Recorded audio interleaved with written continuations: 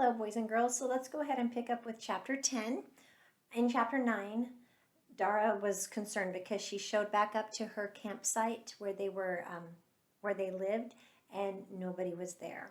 All she could find were the remnants of the clay dolls that she and John too would play together with. And so now she's very concerned. So let's pick up with chapter 10. Here we go. Chapter 10. What are you crying about? Those stupid clay toys? Wiping my cheeks hastily, I looked up. It was Shanae, the bully who had once smashed Jean-Tu's delicate mobile. I swallowed hard and tossed the clay fragments into the puddle. For a moment, ripples webbed the surface, then disappeared. I stood up and faced Shanae. You broke our clay dolls, I said. Not this time, Shanae grinned. I know who did, though. I looked at the flattened village and tried to shrug. I don't care, I said. It was your brother, Shanae said. Saroon did that? I did not believe it. Shanae pointed at the ruts running through the toy village. You see those cartwheel tracks? They're his. You saw Saroon drive off? I asked. And my mother? What's the matter? Did you really expect him to sit around here waiting for you to show up? Shanae laughed. I knew he was mocking me, but I swallowed my pride and asked again if he had really seen them go off. Sure, Shanae said. When? When what? When did they drive off? Well, it wasn't as simple as that, Shanae said slowly, as if he was savoring my impatience. They were here early this morning, all waiting around. They seemed to be very worried. Your mother was crying, and I heard her say she wanted to go look for you, but the others restrained her. He looked at me curiously. What happened to you, anyway? Did you get separated and lost? I nodded impatiently and told him how Jean-Tu's baby brother had gotten hurt. Then what? I asked. How come they aren't here now? I'm coming to that, Shanae said slowly, clearly enjoying his power. Well, this band of soldiers came by, armed with AK-47s and grenade launchers. What about the soldiers? They started telling your brother how dangerous it would be staying out in the open and how he should move his family and supplies to their base camp, where the military would protect them. And so they left? I asked. All of them? Well, your mother wanted to stay and wait for you, but Saroon insisted that she leave, said the family shouldn't be split up any further.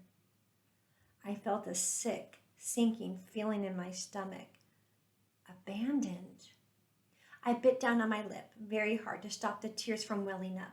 It had been so hard just to find the stone beam. How could I ever hope to find my family now that they had left the only landmark I knew? I looked around, past the people milling in the surrounding field, to the forest beyond. It seemed hopeless. Your mother was crying very hard, Shanae added helpfully. She'll be back, I said with confidence I did not feel. I'll just wait for her. Didn't you hear me? They decided it's too dangerous to stay out here in the open. Even if you stay here, they aren't going to come back for you. At least, not for a while. You'd be better off going after them. Reluctantly, I considered this. I didn't like the idea of going off on my own again, but it did sound like a sensible thing to do. Where did they go? I asked Shanae. He pointed to the southeast. See that rutted trail, which leads out from the fields into the forest beyond it? They took that trail. Took all their precious rice supplies, both ox carts, everything. Where does that trail lead? I asked. Aren't there several base camps out there? Which one did they go to?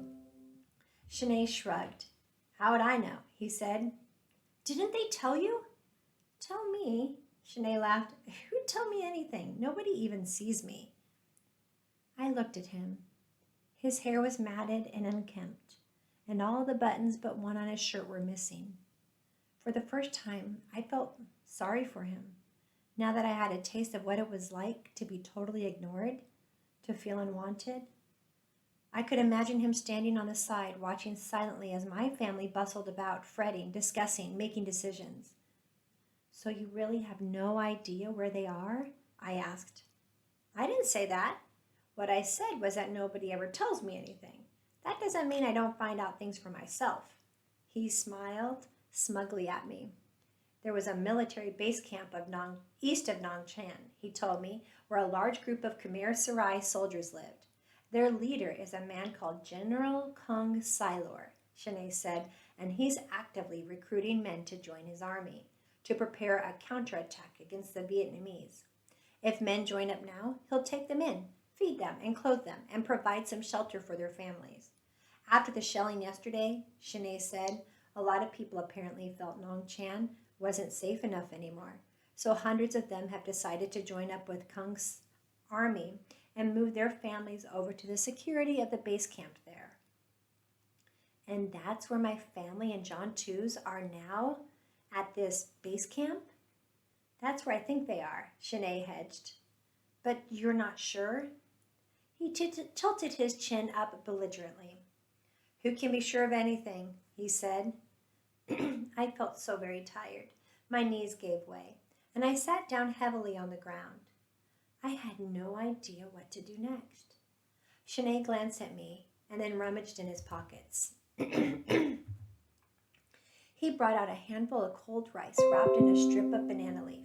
Here, take it, he said, squatting beside me. I looked at it hungrily. I can always get more, Shanae said, his hand outstretched. I took it. I crammed a chunk of rice into my mouth and chewed. There was even some fish sauce flavor on it. I smiled, and Shanae smiled back at me. Why, he doesn't look mean at all when he smiles, I thought. When I had finished his rice, I felt quite a bit better. How far away is this base camp? I asked. About 3 miles, Shanae said, through the forest. He squinted at the sun and then pointed slightly away from it. How long would it take to get there? You should reach it long before nightfall. And the trails through the forest, are they well marked? Should be. Besides, there'll be a lot of people heading that way. Just find someone who's going to join Kung Silor's army and follow him. You make it sound so easy. He shrugged. Nothing to it. I got up and dusted off my sarong. Well, I guess I'll start off, I said. I took a few steps and then paused. Thanks for the rice, I added. It's all right, he said.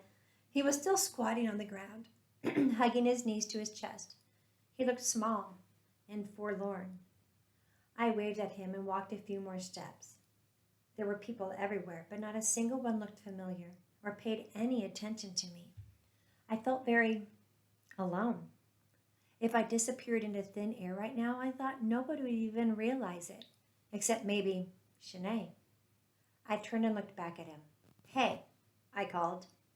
He was looking at me sideways with one cheek resting on his drawn-up knees. What do you want now? He asked. I took a deep breath. Do you want to come along? For a moment he frowned, as if he didn't know what to make of this. And then his face brightened. Sure, why not? He said and grinned. He got up, and together we started walking toward the forest. So it appears that Dara has made a friend in Shanae, someone who is going through something similar to her. They're both alone by themselves,